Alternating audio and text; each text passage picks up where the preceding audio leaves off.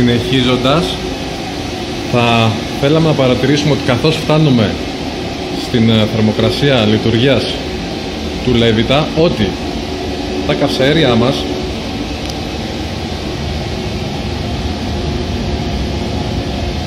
παρόλο που οι μετρήσεις μας είναι σε πάρα πολύ καλό επίπεδο, θα επιστρέψουμε μετά σε αυτό το 88%, και η πίεση λειτουργίας του μπέκ του καυστήρα μας είναι στο 10%,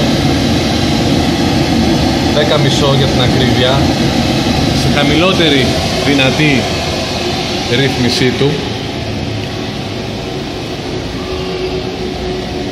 Τα καυσαέρια μας ανεβάζουν μια θερμοκρασία 250 βαθμούς περίπου, και αυτό φαίνεται ότι κάτι δεν πηγαίνει πάρα πολύ καλά στο βαθμό απόδοσης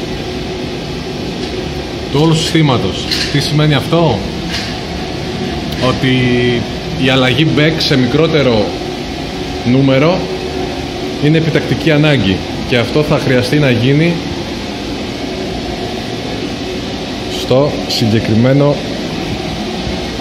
σύστημα. Ευχαριστούμε για την παρακολούθηση και το χρόνο που διαθέσατε για αυτό το βίντεο. Στο επανειδήν με το επόμενο. Καλή συνέχεια.